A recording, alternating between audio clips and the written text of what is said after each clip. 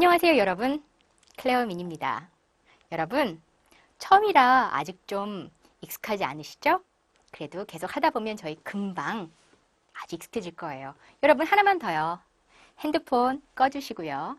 제가 앞서서도 말씀드렸듯이 짧다면 짧을 수 있는 강의인데 원 큐에, 한 큐에 처음부터 끝까지 방해 없이 쭉 듣는 거, 그게 되게 중요하거든요. 그리고 나중에 기억에도 많이 남아요. 그래서 여러분 그거 하나 꼭 지켜주시고요.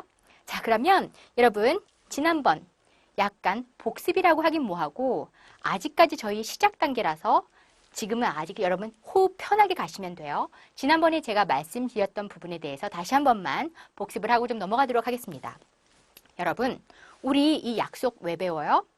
문장을 만들기 위함이에요. 그걸 꼭 잊지 마세요. 막 세부적인 거 공부하다 보면 내가 당초에 왜 여기에 이러고 있지? 라는 생각이 들 때가 있거든요. 우리가 배우는 이것들을 다 끌어모아서 우리는 문장을 잘 만들려는 게 목표예요. 그러니까 문장의 큰 골격이 어떻게 된다고요? 크게는 주부와 술부로 나뉩니다. 그쵸?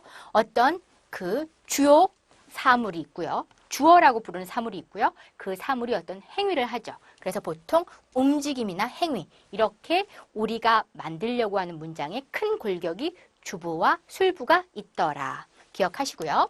여러분, 또 이제 동사를 좀 한번 볼게요. 동사를 나누는 방법은 참 여러 가지가 있습니다, 여러분. 많은 게 있는데요. 일단 여기서 눈에 보이는 행위를 하는 동사와 어떤 행위를 하는데 그게 뭐 정신적인 거라든지 그래서 눈에 안 보이는 행위 있잖아요. 여러분 예를 들어서 수영하다. 이건 누가 봐도 아, 수영을 하는구나 안 하는구나 우리가 알 수가 있죠. 근데 내가 예를 들어서 나 이해했어.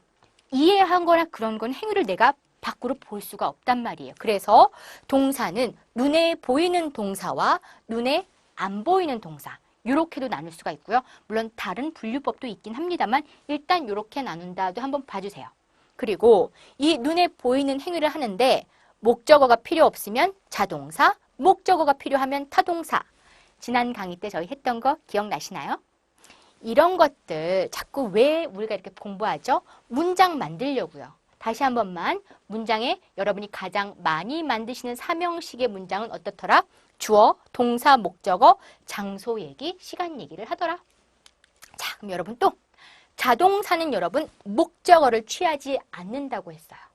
여러분 요 얘기 볼게요. 자동사는 경우에 따라 타동사 역할을 한다. 대부분 전치사가 따라온다. 여러분 우리 중학교 때요. 음악을 듣는다라는 수거 어떻게 외우셨죠? Listen to music 이렇게. 혹시 여러분들 중에 혹시 누군가는 왜 꼭 to를 넣어야만 할까 이런 생각 혹시 안 해보셨나요? 왜 listen music이 왜 안 되는 거야? 바로 이런 경우에요, 여러분. 사실은 listen이라는 동사는 자동사로 사용합니다. 나 들어. I listen. I listened. 근데 여러분, 목적어가 온다거나 하려면 이렇게 전치사가 꼭 따라와야 돼요. 그래서 listen music은 안 되지만 listen to music은 된다는 거. 자, 여러분 다시 한 번만. 자동사는 목적어를 취하지 않습니다. 타동사는 그에 반해서 목적어를 취하죠. 보통 여러분이 많이 쓰시는 동사, 삼형식 문장 다 타동사가 참 많아요. 그러려니 하시고요. 여러분, 자, 그 다음 볼게요. 문장의 어순. 제가 참 중요하게 생각해요. 여러분, 다시 한 번만요. 자꾸 영어가 어렵습니다. 왜? 어순이 달라서요. 저도 어느 정도 이해합니다. 그래서 어순 정확하게 알고 가자고요. 익숙해지자고요. 여러분, 다시 한 번만.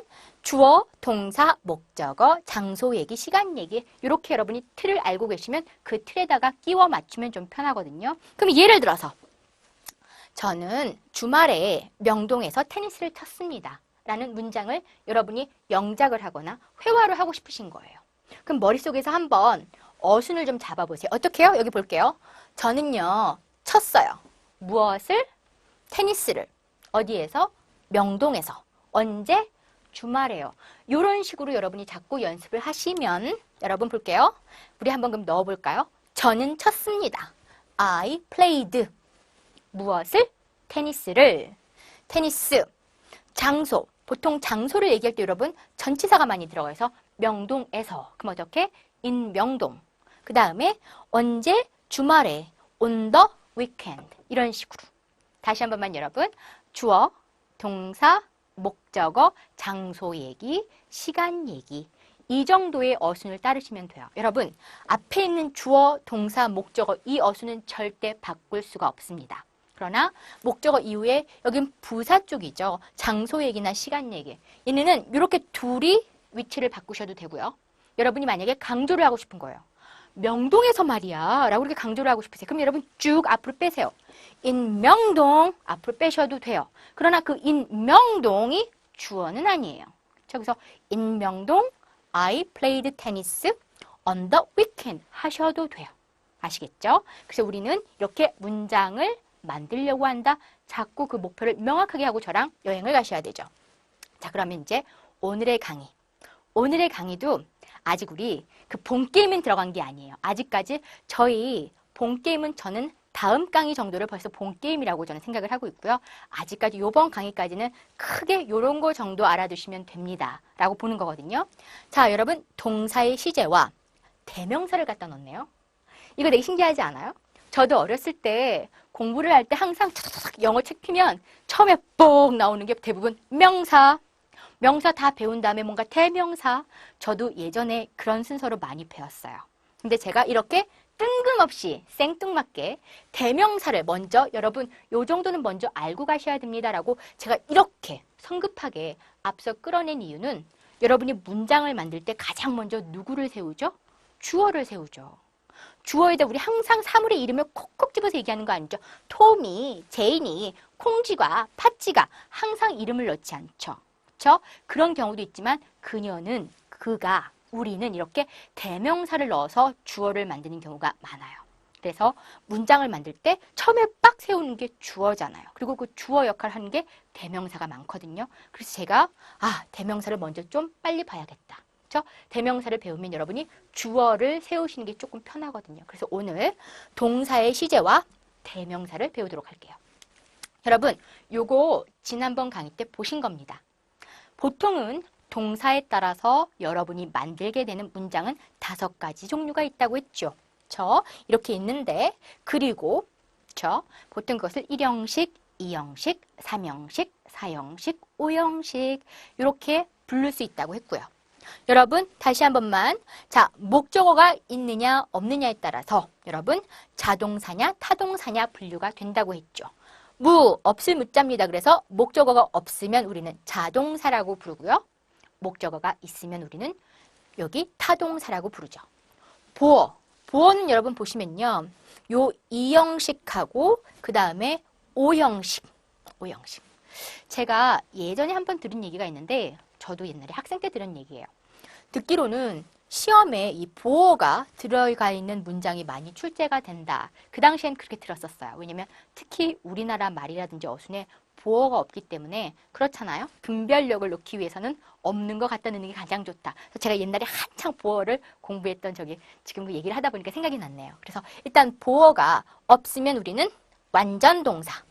그 다음에 보어가 있으면 보충해주는 언어잖아요. 그러니까 이 동사가 불완전하기 때문에 보어를 취했다. 이렇게 보시면 돼요. 이것도 다 지난 강의 때 얘기를 했으니까. 여러분, 제가 오늘 이걸 보여드리는 이유는요.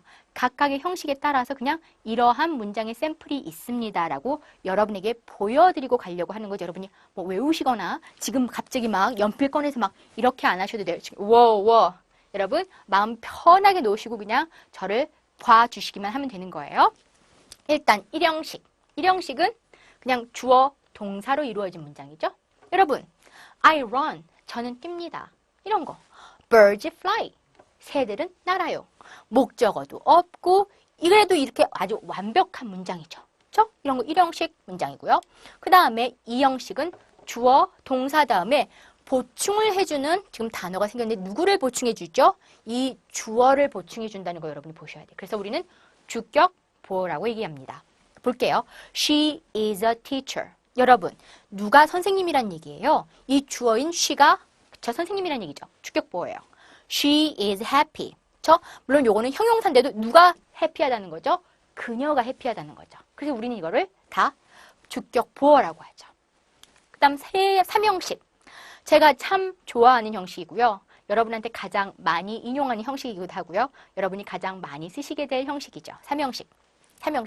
자, 주어, 동사, 목적어. 저는 공부합니다. 영어를. I study English. 그쵸? 그 다음에 she wrote a letter. 그녀는 편지를 썼습니다. 이런 식으로. 주어, 동사, 목적어, 삼형식. 사형식 갈게요.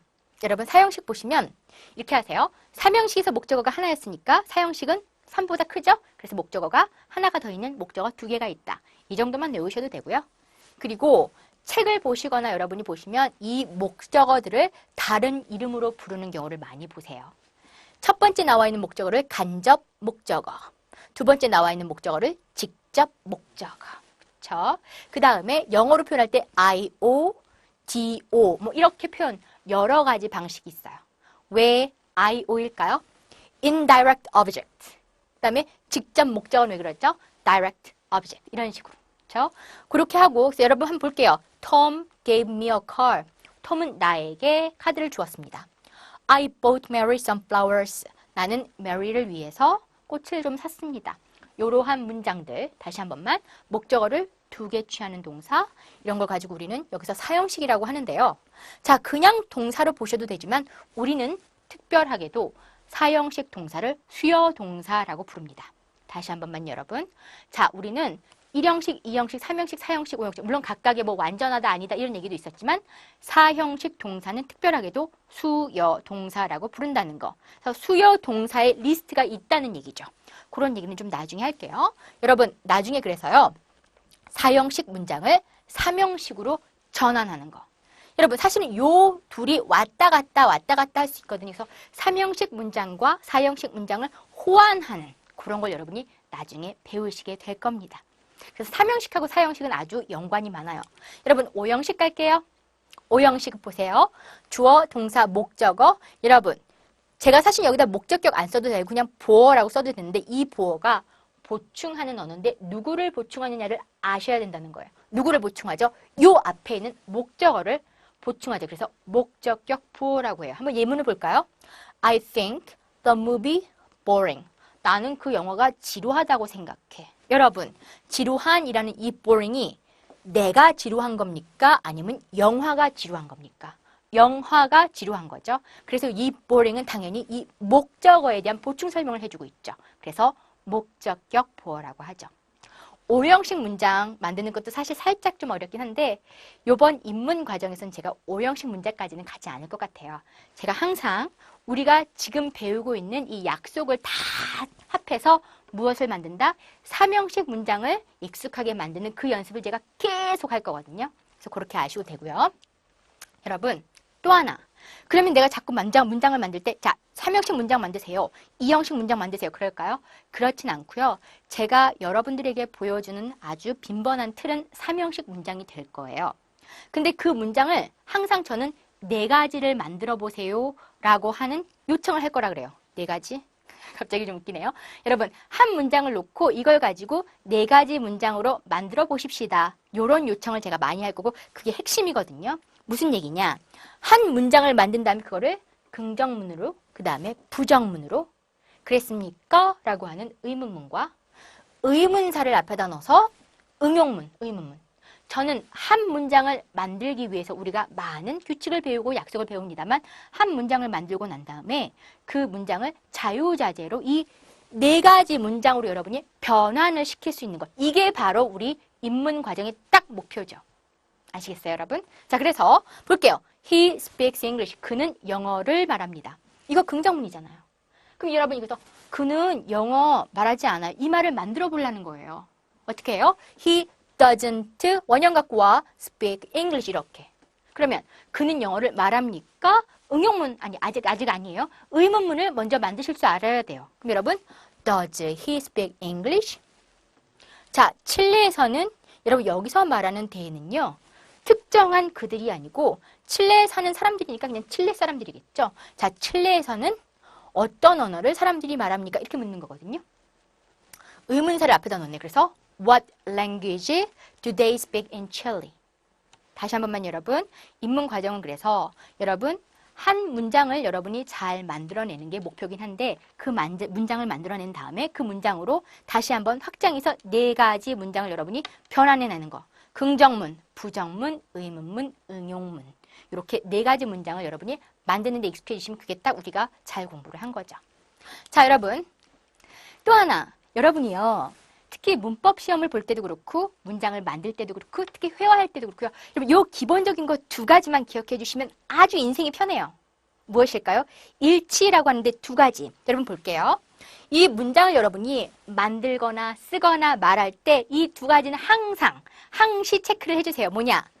주어와 동사의 일치. 항상 넘버 원으로 체크해 주시고 그 다음에 동사와 시간구라고 보통 얘기하죠. 때, 언제냐. 여기 분명히 정보가 있는 경우가 많거든요. 요 두 가지를 항상 이 두 가지가 맞나 아닌가 자꾸 체크해 주세요. 시험 문제를 푸실 때도 딱 그것만 보셔도 여러분 많은 걸 걸러낼 수가 있어요. 무슨 얘기인지 한번 볼게요. 여러분 보세요. 저는 입니다 라고 얘기하면 적어도 I am이 나와야지 I are은 절대 못 나온다는 얘기죠. 주어와 동사의 일치. 다시 말해서 그녀가 걷습니다 라고 얘기하면 she walk는 절대 안 되죠. 그러나 she walks.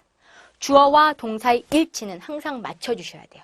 그 다음 또 하나, 여러분이 이제 문장을 만드는 데 있어서 잘 볼게요. 동사와 이 시간구의 일치도 꼭 맞춰주시는 연습을 하셔야 돼요. 볼게요. 제가 어제라고 시간구를 넣었어요. 어제. 이 어제는 기본적으로 이 동사가 현재형은 아니라는 걸 말해주죠.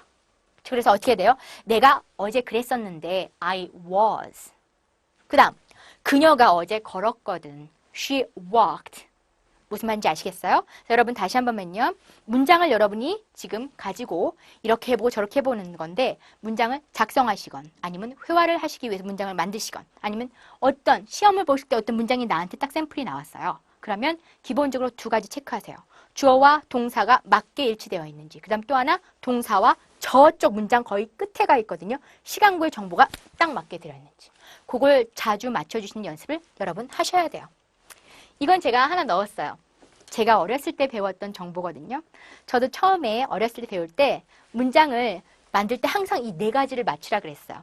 저는 앞서서 여러분한테 그냥 두 가지라 그랬죠. 맞아요. 그것도 맞는데 그것을 더 세분화하게 되면 이렇게 있거든요. 무슨 말이냐 이렇게 볼게요.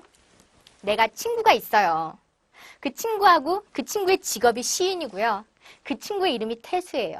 저는 언제나 영어 문장을 만들 때마다 시인인 내 친구 태수를 생각해야 돼요. 이렇게 제가 외웠어요. 그렇게 말씀을 해주셨거든요. 다시 한 번만요, 여러분. 여러분은 언제 어디서나 영어로 문장을 만들 때마다 여러분의 친구 시인 태수를 꼭 기억해 주세요. 왜 시인 태수냐? 시는 시제를 꼭 맞춰주라는 얘기예요. 과거형이면 과거 동사가 제대로 쓰여져 있는 이런 거. 미래형이면 미래, 이렇게 시제가 맞춰야 되고요. 인칭이 아까 말하자면 주어와 동사의 일치를 보시라는 얘기예요. I 했으면 am이나, 그쵸? 와야지 are 이렇게 오면 안 된다는 거죠. 주어가 she나 he가 왔으면 is가 온다거나 was가 온다거나 와야지 she 하고 이렇게 am 이렇게 올 수가 없다는 거죠. 그래서 인칭 맞춰주시고요. 그 다음에 여러분 태인데 능동태냐 수동태예요. 능동태는 주어가 직접 행한 행위냐 수동태는 당한 행위냐 이런 거. 저기 보셔야 되고 그 다음 하나는 수예요. 여러분 영어는 그래요. 책 한 권이 테이블에 있습니다 라는 말과 책 두 권이 테이블에 있습니다 라는 말을 할 때 동사가 달라집니다. 다시 한 번만요. 그쵸? 책 한 권이 테이블에 있습니다. There is a book on the table 이런 식으로. 그런데 책 두 권이 테이블에 있습니다. There are two books on the table. 주어가 똑같은 사물이라도 수에 따라서 변하기 때문에 여러분 요거 다시 한 번만요. 언제 어디서나 문장을 만들 때 나는 내 친구 시인 태수를 떠올린다. 시제, 인칭, 능동이냐 수동이냐 그 다음에 수가 단수냐 복수냐 요 정도는 언제 어디서나 꼭 기억을 하고 계시란 얘기죠. 자 여러분 그 다음에 여러분 이건 그냥 한번 보세요. 제가 아까 여러분 긍정문, 부정문, 의문문, 응용문을 만들 거라 그랬어요. 그건 문장의 종류고요. 자 동사를 공부하시다 보면 여러분이 시제를 벗어날 수가 없어요. 시제. 제가 아까는 단순하게 과거입니까? 현재입니까? 이렇게만 보여드렸는데 정확하게는 여러분 12시제가 있어요. 12시제가. 여기 이렇게 그냥 그림을 한번 보시면 타임이 이제 옛날 과거에서 이렇게 흘러가는데 우리는 항상 이제 현재를 이제 중심으로 놓겠죠. 지금 벌어지는 거. 이미 종료된 거는 과거. 그거보다 더 앞서서 끝난 건 이제 우리가 대과거라고 하는데 인문에선 여러분이 볼 일이 없을 것 같고요. 이제 아직 벌어지지 않은 일 우리는 미래라고 하죠. 지금 현재 벌어지고 있는 거 현재 진행형. 과거에 어느 시점 제가 꼭 집었어요. 네가 나한테 전화했을 때 그때 내가 텔레비전 보고 있었지. 텔레비전을 보는 행위가 그때 당시에 지속되고 있었지. 그런 걸 가지고 우리는 과거 진행형이라고 하고요.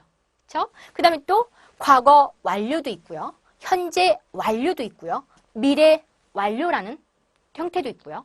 그 다음에 그것을 다시 진행형으로 바꾼 과거 완료 진행형, 현재 완료 진행형, 미래 완료 진행형 이렇게. 그래서 동사의 시제라는 거 보통 여러분이 12시제입니다 라고 많이 들어보셨을 건데요. 이렇게 시간이 흘러가는 데 있어서 액션이 언제 어디서 어떻게 일어났느냐를 가지고 우리는 이런 형태의 문장을 만들 수 있습니다 라는 걸 제가 보여드리는 거고요. 또 이렇게도 설명하죠. 영어 문장을 만들 때 항상 사실 있는 그대로를 말했으면 우리는 직설법입니다 라고 얘기하죠. 사실 벌어지지 않았는데 우리가 한번 상상을 해보거나 가정을 해보거나 했을 때 우리는 그걸 가정법이라고 하죠. 아픔이 많아요. 가정법. 그렇죠? 가정법만 나오면 왠지 좀 이렇게 딱 경직되죠. 저도 옛날에 공부할 때 그랬네요. 그래 여러분 걱정하지 마세요. 인문에서는 요번에 우리는 가정법은 안 봐요. 그건 나중에 보고요. 우리 일단 항상 기본이 되는 거. 자, 사실 그대로를 표현한 문장을 우리는 직설법이라고 하는데 기본 시제 3가지, 완료 시제 3가지, 진행 시제가 6가지가 돼서 그게 한꺼번에 우리는 12가지, 12시제라고 부른다는 거죠. 여러분, 요렇게도 볼 수가 있어요. 기본일 때 현재냐, 과거냐, 미래냐. 그 다음에 완료, 그 다음에 진행일 때 6개가 있다 그랬는데요.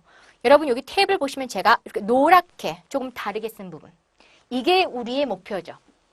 입문 과정에서 어떻게 임하는 걸 한꺼번에 다 배워요. 체예요, 체. 여러분 한꺼번에 너무 힘들고 여러분 항상 기본되는 거 먼저 하고요. 현재 진행형, 과거 진행형 정도 문장을 만들 줄 아는 게 우리 입문 과정에서는 목표거든요. 이렇게 다르게도 보여드릴 수가 있어요. 이게 좀 더 편하신 분도 있겠네요. 여러분 항상 시제는 현재냐, 과거냐, 이제 미래냐 이렇게 3단으로 나누죠. 근데 문장의 종류를 기본형이 있고요. 진행형이 있고요. 그 다음에 완료형이 있고요. 완료 진행형이 있어요. 그래서 3개고 4개, 3, 4, 12. 그래서 총 12가지 시제라고 합니다. 근데 다시 한 번만 이 테이블에서도 제가 이렇게 좀 다르게 색칠한 부분. 현재, 과거형, 미래형. 현재 진행형, 과거 진행형 정도만 여러분이 1차적으로 이 입문 단계에서 배우시면 잘하신 거예요. 그것도 아주 잘하신 거예요. 나머지는요. 지금 안 배우셔도 돼요. 복잡하거든요. 요 정도만. 자, 그래서 여러분 직설법의 12시제는 이런 것이다. 따라오고 계시죠? 여러분, 그래서 요게 아까 처음에 보셨을 때와 지금 보셨을 땐 약간 느낌이 다르지 않을까 다시 한 번만 보여드렸어요. 그래서 시간이 흘러가는 데 있어서 어떤 벌어진 액션을 여러분이 상황과 그 시점에 맞춰서 어땠느냐에 따라서 우리는 이런 식의 문장을 만들어낼 수가 있다라고 제가 보여드렸습니다. 여러분, 또 하나. 제가 아까 처음에 오늘 우리는 대명사, 특히 인칭 대명사를 배울 겁니다 라고 말씀을 드렸어요. 맞아요. 대부분의 여러분 영어 책을 보시거나 다른 어떤 강의를 보셔도 이렇게 대명사를 갑자기 땡뚱맞게 먼저 배우기는 쉽지 않아요. 저도 옛날엔 그랬는데요. 여러분 문장을 만들어야 되는데 우리 맨날 처음에 가장 먼저 잡는 거 주어예요. 그러면 주어를 나타내는 대명사 먼저 배우시는 게 조금 더 편리하더라고요. 제가 경험해 보니까 그랬어요. 그래서 제가 먼저 대명사, 대부분은 여러분이 아시는 거나 많이 들어보셨을 거예요. 한번 이렇게 쭉 마음 편하게 훑고 갈게요. 여러분 또 너무 늘어지시지 말고요. 집중하고 계시죠? 여러분 내가 좋아하는 문장의 틀 주어, 동사, 목적어, 장소, 시간. 이 주어 자리에 들어갈 때 우린 보통 나는, 내가 뭐 이런 식. 나, 너, 그, 그녀, 우리, 그들, 누가 무엇을 요 정도는 여러분이 일단 아셔야 됩니다. 이걸 아셔야지 문장을 만들기가 쉬워요. 그 다음에 또 목적어 자리에도 여러분 대상이 많이 들어가거든요. 목적어. 우리 이걸 그래서 목적격이라고 하는데 우리는 보통 조사를 을를 많이 붙이죠. 그래서 나를, 너를, 그를, 그녀를 이렇게. 그래서 여러분 보시면 볼게요. 이걸 지금 베끼려고 하지 않으셔도 돼요. 그냥 편하게 보세요. 제가 그 요약, 그 핵심 자료들을 지금 있을 거니까 여러분 무엇보다 한번 볼게요. 제가 영어는 수에 민감하다 그랬죠? 단수냐, 복수냐 구분합니다. 물론 나는, 너는, 그가, 그녀가, 그것 이렇게 있는데 여러분이 여기서 조금 눈여겨보셔야 될 것은 선생님 실수하셨나요? 유가 2번 있네요. 유가 복수에도 있고 여기 단수에도 있네요. 맞는 겁니다, 여러분. 여러분 만약에 한 분 계시죠? 제가 당신이 그러면 그냥 you 쓰시면 돼요. 근데 만약에 여기 앞에 제 뭐 친구들도 많이 있고 이렇게 여러분이 계세요. 여러분들께서 주어는 뭐라고 잡아야 돼요? 똑같이 you. 그래서 문맥에서 그거는 여러분이 살펴보세요. 한 명의 you인지 여러분의 you인지. 그래서 you는 단수의 you도 있고 복수의 you도 있다. 이 정도. 그럼 여러분 목적격 또 여기 많이 들어보셨죠? I는 me로 바뀌고 you는 똑같네요. 그 다음에 him. 그녀를 나는 그녀를 좋아합니다. 한번 해보세요 여러분. 나는 I 좋아합니다. like 그녀를 she 안 되지 she 아니고 her. 다시 한 번만 I like her. 문장을 만들 때 주어 자리에 적합한 대명사와 목적어 자리에 적합한 대명사가 따로 있다는 거. 이걸 여러분이 기억하셔야 된다는 거죠. 여러분, 자, 요거 이렇게 보시면 되고요. 그 다음에 소유격. 여러분, 제가 여기에만 유독 다른 색깔을 해놓은 이유가 무엇이었을까요? 제가 많은 다른 수업을 할 때 보면 가장 많이 틀리는 실수가 많이 보여지는 경우가 바로 이 경우였어요. 그녀의 이름. 가릴까요? 여러분, 그녀의 이름 한번 해보세요. her name이지 절대 she's name 아니거든요. 의외로 she's name 많이 나오더랍니다. 아시겠죠? 그래서 그녀의 이름, her name. 그녀의 핸드폰, her cell phone. 그녀의 가방, her bag. 이렇게 나오셔야지 she's bag 아니에요, 여러분. 아시겠죠? 그의, his. 그래서 여러분, 요 정도. 그 다음에 소유격 대명사는 내 거, 네 거, 우리 거 이런 식으로 mine, yours, his, hers 이렇게 있다니까. 여러분, 요거는 눈으로 보자마자 다 외우시기는 양이 많네요. 그래서 여러분 일단 요 틀에서 여러분이 자꾸 반복을 하셔가지고 편하시게 주어 자리에 넣을 때와 목적어 자리에 넣을 때 요거 여러분이 잘 하실 때까지 요거 하셔야 돼요. 문장 만들 때 우리 많이 쓰거든요. 그래서 꼭 공부하시고요. 무엇보다도 주격하고 목적격을 여러분이 자유자재로 쓰시면 좋다는 거죠. 나 메리를 좋아해 라고 할 때 메리라고 하는 이름을 그대로 쓰시면 I like Mary 하시면 돼요. 우리가 나는 그녀를 좋아해 라고 할 때 I like 그 다음에 she를 넣을까요? her를 넣을까요? her를 넣어야 된다는 거죠. I like her. 볼게요. 메리가 나를 좋아해. Mary likes me. 자, 여기서 she likes me 이렇게요. 그 다음에 나는 톰과 메리를 좋아해 라고 할 때 I like them. they가 아니고 them. 그 다음에 Tom and Mary like us. They like us. 이런 걸 가지고 우리는 주격이냐 목적격이냐 다시 한 번만 제자리에 맞는 인칭 대명사를 여러분이 쓰셔야 된다는 거. 그럼 여러분 여기 한번 볼게요. I like your bag. 나는 너의 가방을 좋아해. She likes our story. 그녀는 우리의 이야기를 좋아해. 여러분 여기서 제가 보여드리고 싶은 건 뭐냐면 이 your 하고 이 our 이라고 하는 소유격, 형용사를 한번 봐달라는 거죠. 이 your, our 얘가 우리에게 주는 정보는 이 백이 너의 것이다. 그 이야기가 우리의 것이다. 뭔가의 소유라든가 그런 정보를 주거든요. 그래서 우리는 소유격 형용사라고 하는데 문장을 만드실 때요, 여러분 아무리 기초 문장이건 쉬운 문장이건 복잡한 문장이건 소유격 형용사는 아주 처음부터 많이 나오니까 이것도 여러분이 빨리 알아두시면 문장을 만드시는데 훨씬 편하실 거예요. 자, 여러분 지시대명사 잠깐만 볼게요. 예전에 우리 옛날 영어 배울 때 가장 먼저 배웠던 거 아닌가 싶어요. 이것은 this. 그 다음에 이것들은 these. 길게. 저것은 조금 멀리 있다고 생각하면 that. 복수면 those. 그것. 딱히 거리에 중점을 두지 않고 그것. it 하고 복수면 they. 여러분 볼게요. I want this. 저 이것을 원해요. 라고 할 때 이 this는 지시 대명사고요. I want this book. 저는 이 책을 원합니다. 뭔가 꾸며주는 명사가 뒤에 나오면 이렇게 생긴 게 똑같아도 요거는 지시대명사였지만 요것은 어떻게 된다? 지시 형용사가 된다. 요 정도 그냥 보고 흘리시면 되고요. 여러분 그 다음 제가 또 이 it을 먼저 얘기 안 할 수가 없어요. 잠깐만요, 여러분. 여러분 혹시 시계 딱 보시고 몇 시입니까? 라고 할 때 몇 시입니다. 라고 대답할 때 항상 많은 분들 아시죠? 주어를 it으로 잡는다는 거. 그걸 먼저 꼭 말씀을 드리고 싶어요. 왜? 사용도가 아주 많이 높거든요. 여기 잠깐만 볼게요. 통상은 보통 우리는 it을 여러분 보시면 지시대명사라고 알고 있죠. 어떤 용법이냐? 통상은 이거라는 거죠. I got a book yesterday. 제가 어제 책을 샀어요. It's very interesting. 근데 그거 정말로 흥미로워요. 여기 앞에 나와 있는 주어의 it은 무엇입니까? 앞서 언급된 내가 어제 샀다고 하는 그 책을 가리키죠. 그래서 통상 우리가 it을 앞서 언급된 명사를 또는 사물을 되받아칠 때 그것이라고 우리는 지칭하게 되죠. 우리가 아는 it은 보통 it이 이게 많아요. 그러나 그 it의 용법 말고 그 통상의 용법 말고 특별 용법으로 여러분 요거는 알고 시작을 하셔야 된다는 거죠. 특별 용법이 뭐냐면 여러분 볼게요. 보통 날씨, 시간, 거리, 명암, 온도 등 즉 문장의 내용이 여러분 시간 얘기냐, 날씨 얘기냐, 뭔가 거리 얘기냐, 뭔가 명암이나 온도 얘기냐 등을 얘기할 때는 주어로 누구를 쓴다고요? it. 그냥 관용적으로 쓰시면 돼요. it. 그쵸? 쓰시고 해석하지 않습니다. 그것은 셋입니다가 아니에요. 그냥 셋입니다. 지금은 셋이입니다. 이런 식으로. 아시겠죠, 여러분? 그래서 it의 특별용법. 보통은 지시대명사로 우리가 그것, 앞서 언급된 어떤 사물을 대시하는 용도로 쓰기도 하지만 생뚱맞게 그냥 뜬금없이 it을 먼저 딱 찝는 거예요. 뭐라고요? it의 특별용법으로서 날씨 얘기, 시간 얘기, 거리 얘기, 명암, 온도 등을 얘기할 때 우리는 해석하지 않는 주어 it을 가진다. 여러분, 지금 한번 시계 딱 보시고요.